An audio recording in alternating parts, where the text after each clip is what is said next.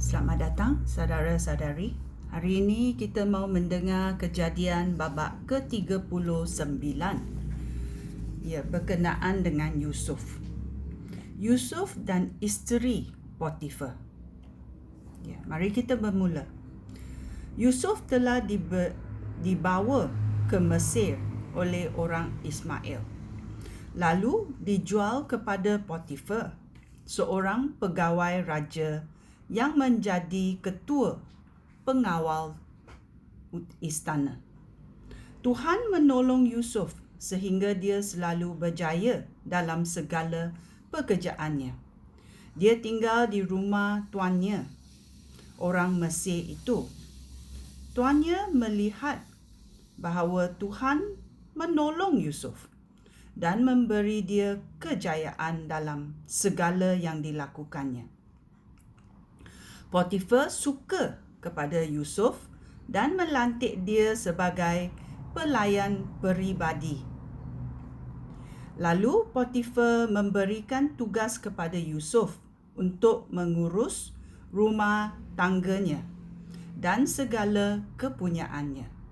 Sejak itu, demi Yusuf, Tuhan memberkati rumah tangga orang Mesir itu dan segala sesuatu yang dimilikinya, baik yang di rumah maupun yang di ladang. Segala sesuatu yang dimiliki Potifar dipercayakannya kepada Yusuf. Dengan demikian, Potifar sama sekali tidak risau tentang urusan rumahnya, kecuali makanannya. Yusuf berbadan segar dan kacak kerana dia muda lah. Beberapa lama kemudian, isteri Potifar mula berahi terhadap Yusuf.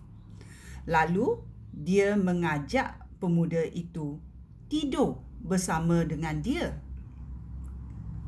Yusuf tidak mahu dan berkata kepadanya, "Maaf, Puan, Tuan Potifar sudah mempercayakan segala miliknya kepada saya. Dia tidak perlu memikirkan apa-apa lagi di rumah ini.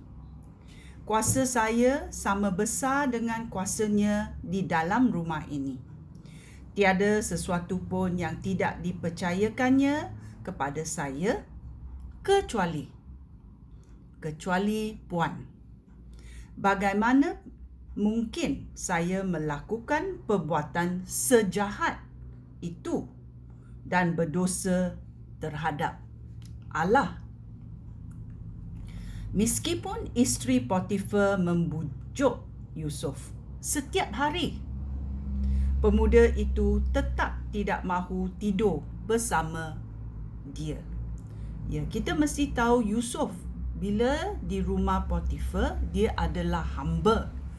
Dan bila Tuan memaksa mereka buat sesuatu, mereka harus membuatnya. Sekarang tibanya masa isteri Potifar hendak tidur dengan Yusuf. Dan jawapan Yusuf masih lagi tidak. Ayat 11 kita bersambung. Pada suatu hari, ketika Yusuf masuk ke dalam rumah untuk melakukan pekerjaannya, tiada seorang pelayan pun berada di situ. Kemudian, isteri Potifar menarik jubah Yusuf dan berkata, "Marilah kita tidur bersama."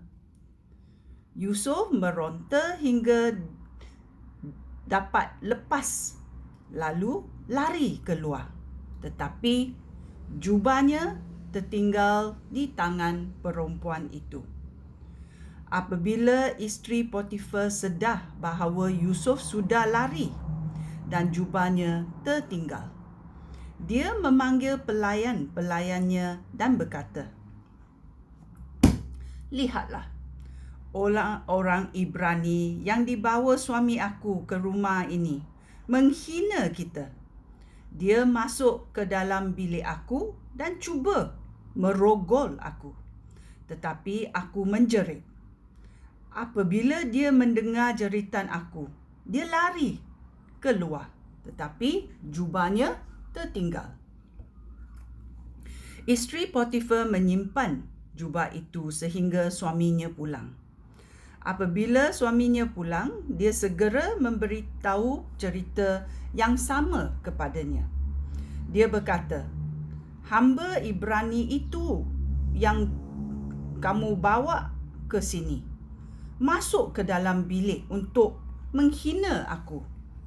Namun apabila aku menjerit, dia lari keluar, tetapi jubahnya tertinggal." Potifar sangat marah.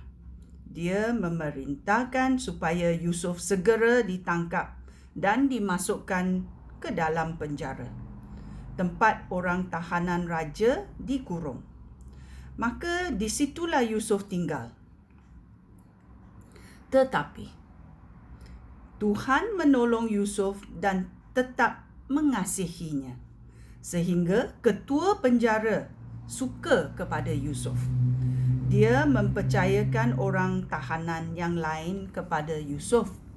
Dia juga memberikan tanggungjawab kepada Yusuf atas segala pekerjaan yang dilakukan di dalam penjara.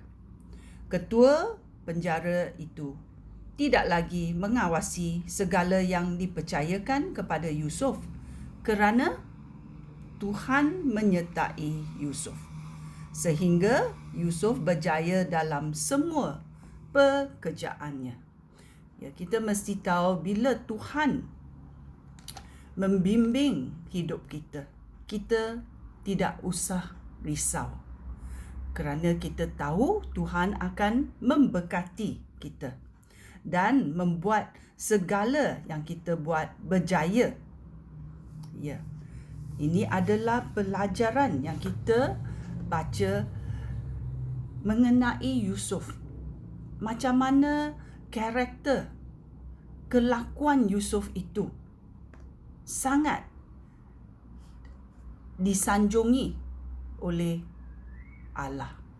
Ya, kita mau melatih supaya karakter kita seperti macam Yesus.